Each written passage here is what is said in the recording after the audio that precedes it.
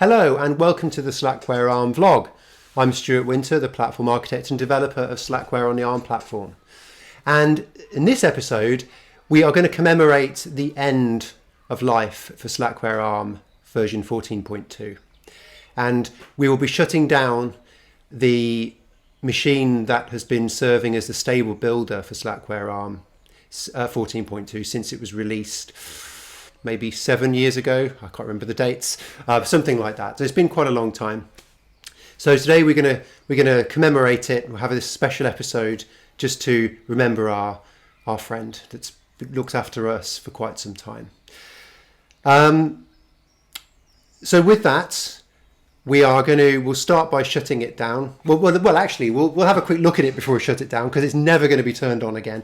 These ones here have not been powered up since they were shut down. I think one of them is broken actually. We'll have a look at that. But yeah, so it'll be the last time we ever get to, at least I think I will ever log into an ARM v5 machine. And so let's have a quick look at it before we do that. So come over and let's have a look.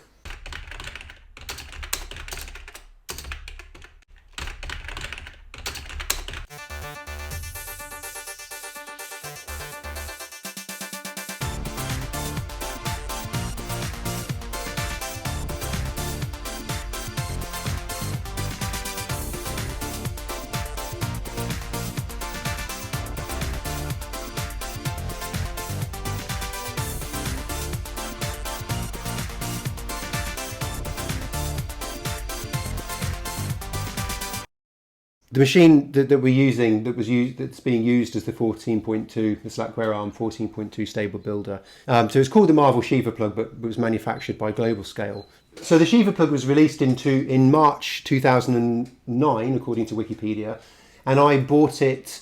In fact, I think I had it on pre-order, so I had 2 of them shipped over from the US. If you're interested in the history of Slackware ARM, I did diligently record it all on the website, because I guess I figured out at some point I'd probably forget some of this. It's been quite a long time. So yeah, I got 2 of them shipped over from the US and started work on supporting that hardware model. And yeah, since then, one of them has been building Slackware ARM 14.2, the stable updates since that time. These machines, so these 2 here are, they're both Shiva plugs. So I've got 3 in total. One of them is still currently running. We're just about to shut it down. These predated the Raspberry Pi, the first Raspberry Pi, by about two or 3 years. There was a couple of versions of the Shiva plug, but the one I have, maybe there's 3 versions actually. So you can see here that I've got 0.5 gig of RAM. And what else have we got on this machine? Let's have a look at the CPU info. So you've got a single core CPU, and you can see here the name of the system on chip was called the Marvel, or Marvel. I don't know how you pronounce it, to be honest. But I call it Marvel. There's an ARM v5 processor called Marvel Kirkwood. And, oh yes, flattened device tree. God, I had loads of fun getting that working. It shouldn't be any PCI because it doesn't have a PCI, so that should be nothing. LS USB. So got a hard disk attached to it, which we'll have a look at in a few minutes once I've shut it down. Pretty much not a lot else, because as you can see, there's not a great deal to it peripheral wise. It's got Ethernet port and USB. So it's got one USB port, which I'm using for the hard disk on which the OS is. One Ethernet port, 2 lights, indicator lights of power and... What's the other indicator light for? I've got no idea. Actually, I've got no idea what the other indicator light is for. Anyway, maybe we can find out. And it's got a SD card slot. Sorry, it's not. Yes, an SD card slot. I don't know what that is. It's probably a reset button or something. This port's used to access a serial console. There's not a lot really to look at, I don't think. We've got the CPU's busy doing its thing. There's not a lot. Not much memory usage because there's nothing really going on this machine. But you can see the uptime is 416 days. So it's been up for well over a year at this point. And that is really thanks to you guys, because with your donations and support, I bought a couple of EPSs to keep the project running when we have power outages here. So yeah, the machine has been running for well over a year at this point. And, you know, in a way, it's really sad to shut... Well, I'm not really sad, obviously. I don't get sad about such things. But it's kind of like, you know, it's a really good machine. And I'm sure it would just keep on running for years more. But it's time to shut it down because it'll be end of life anyway, reasonably soon, that version of Slackware. The kernel is... What kernel does it run, actually? Oh yeah, 4.4.302. So that's the last version of the Linux 4.4 kernel. There's no more support for that kernel. It's ended several months ago already from now. And yeah, it doesn't make sense to keep the machine running on where you can't keep the kernel upgraded, up to date from security point of view. It just doesn't make sense to me. And a few other things, it's old now. It's done its time, and I personally have no use for it at all, apart from just building updates to it. So it's time to put it to bed, and that's what we're going to do. I really can't think of much else to look at on this machine. We've looked at the proc CPU information. We've seen how much RAM it has, 0.5 gig. It's got one USB peripheral, the hard disk. I'm blanking on things that might be interesting on this machine. Okay, so it's got a 1.2 gigahertz machine CPU. Yeah, it does. Doesn't have any display. Oh, it's JTAG mini USB. That's what it's called. It's got gigabit Ethernet, so that's good. And barely uses any power. And it was the first type. That was one of the main things. These are called Shiva plug. So it's the first. Basically, the idea was, now that this is my hacked up version. The power supply was on the inside, but they actually burnt out. So once I've shut it down, we'll dismantle it and have a look and see if there's any scorch marks inside, because I think there might be. There might be in this one for sure. You basically literally just plug the whole thing into the wall, and it had the connector like that. So that's why it was called a Shiva plug, because you plugged it in just like a regular wall plug. So yeah, these were the first plug computers, like the first sort of mainstream ARM machines that weren't in a desktop case. So yeah, really, really nice machines. And at the time, one of the guys, I think he was working on Debian, getting the Debian support for this, the support for this in the Debian distribution. I think he did some benchmarks, and I think he said it was more or less equivalent to a Pentium 3 700 megahertz. But it was a big step up from using this thing here, which is an ARM v5 scale.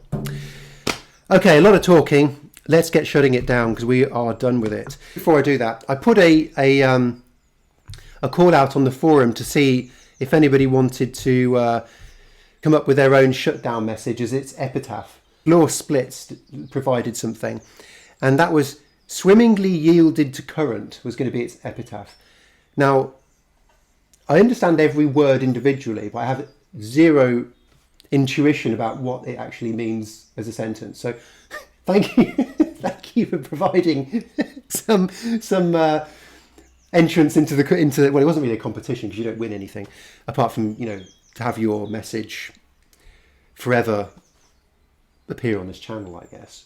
But, thank you for submitting that, but I've got no idea what it means, so I'm not going to use it. So I'm going to use my own one just before we do this, just to see what time it is, because the machine hasn't had its its clock refreshed for quite a while. And actually the time zones become broken on there for some reason. I don't really know why. Obviously I'm not going to fix this because I'm shutting it down. So here we are. It is now Saturday the 8th of April.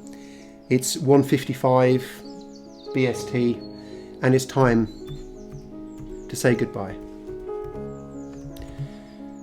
So I'm just about to paste that in, and here we go. 416 days since it was last booted, years and years of uptime. Oh, that was a cancel. I pasted it in from the forum. Sorry. Shutdown-H now, there we go. Now it's shut down. Okay, so we're witnessing the last dying breaths of the Marvel Shiva plug. It's almost there.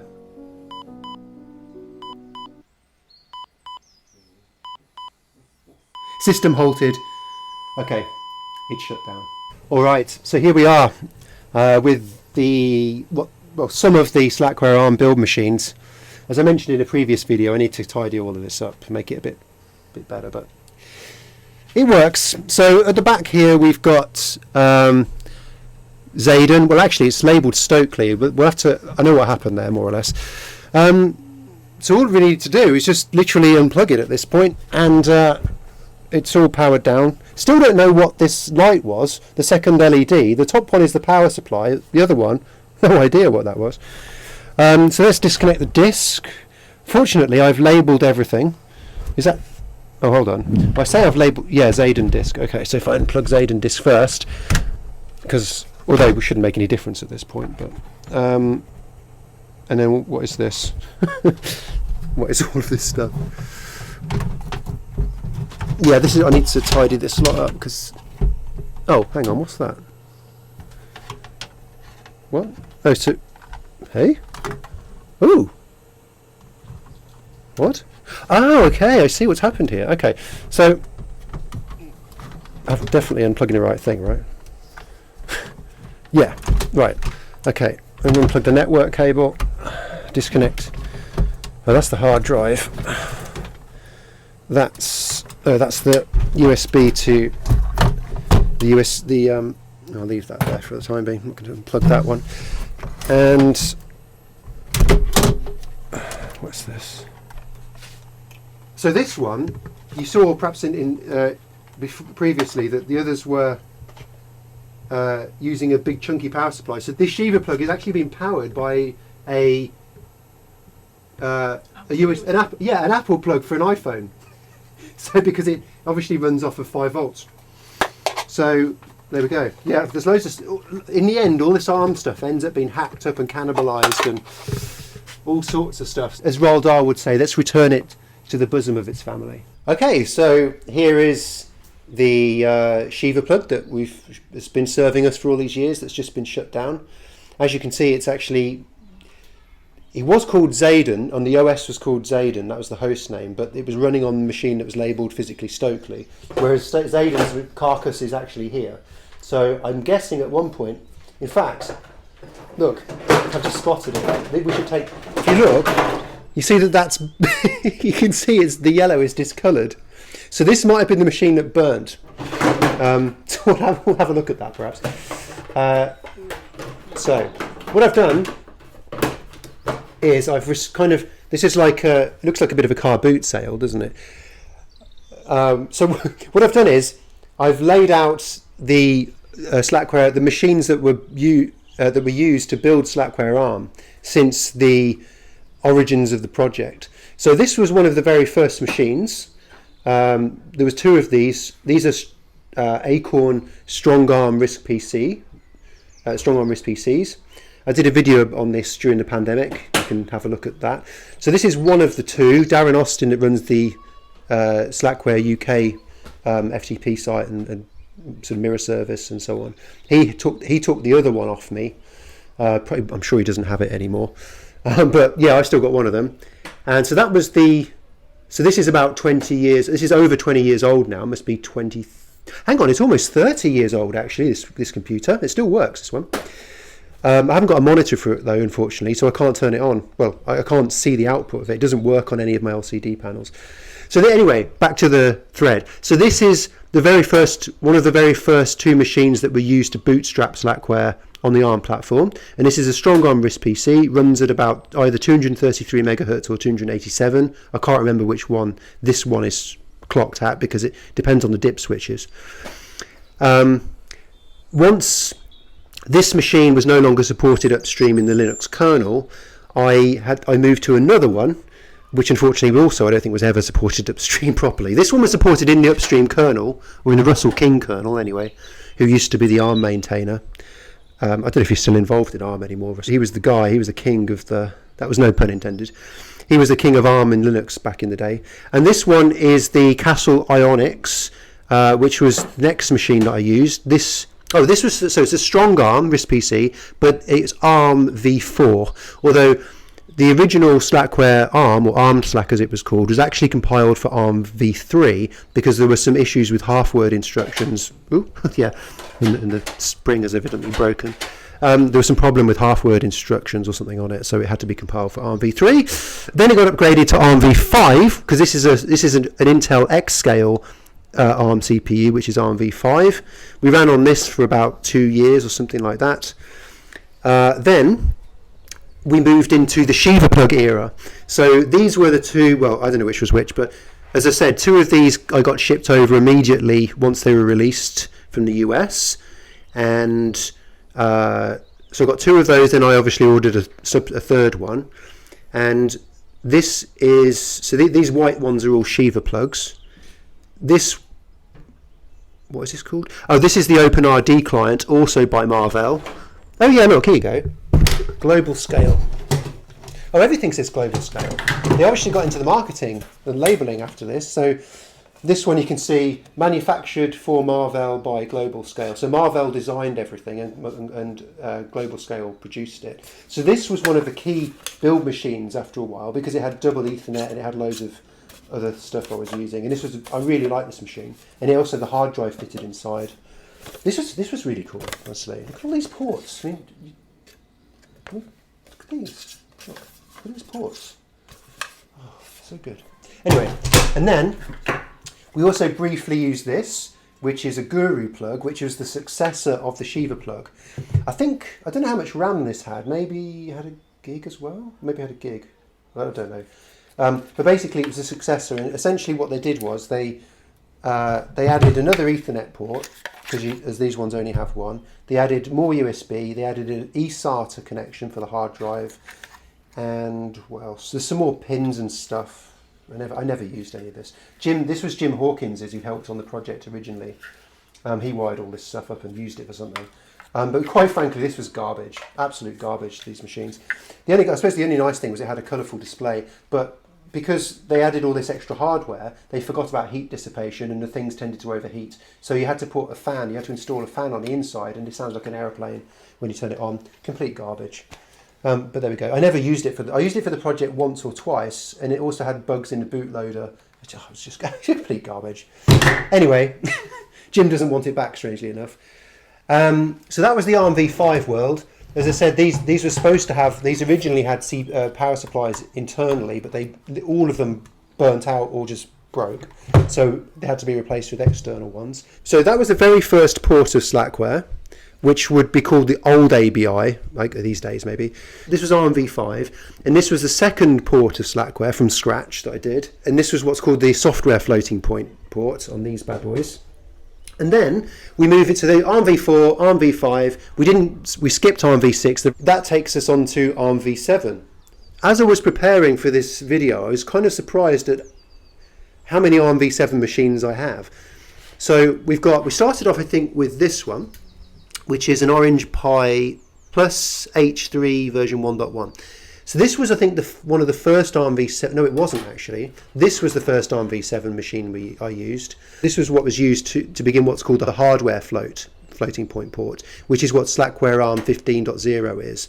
So this was built. This is used to bootstrap and build the port for many years. It's died. I did a video on the death of that as well, but it still powers up, but it just doesn't boot. The lights are on and no one's home. But I think I'll be taking that Slackware sticker off it at some point, reusing it, because you can't buy these anymore.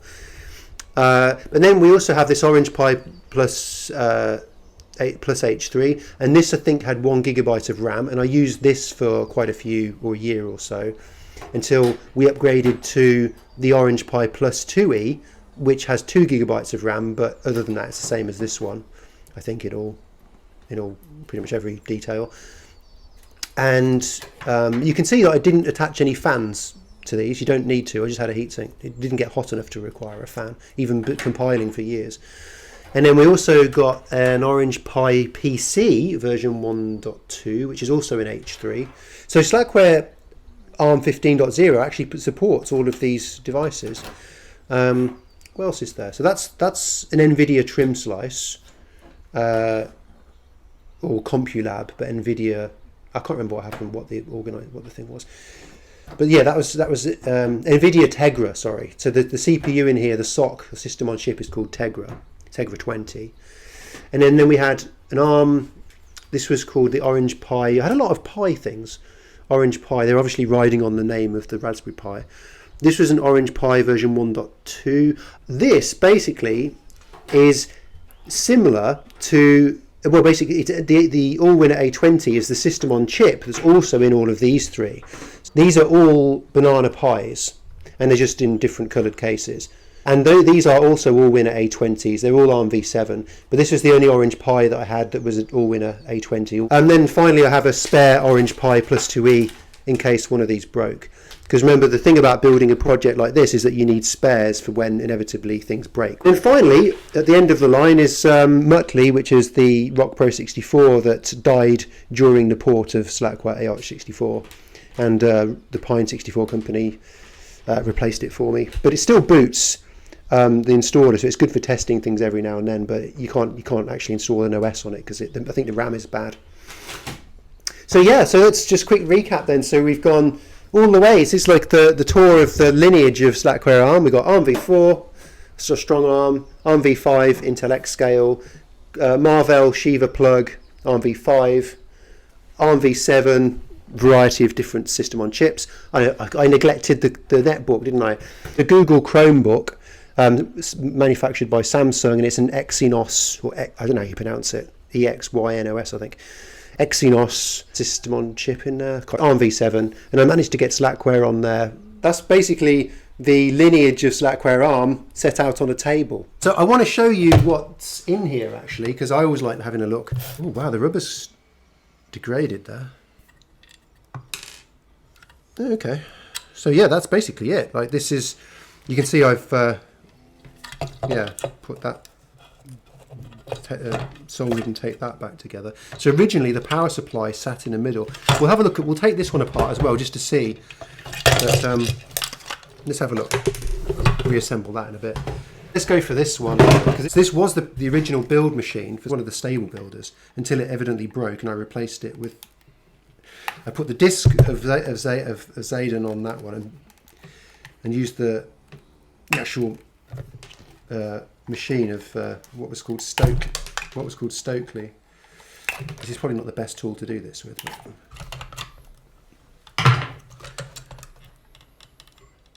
No, actually, it's not. So the power supply is. Ooh, that looks a bit dodgy. The battery there, but no, actually, on the inside, it's not. There's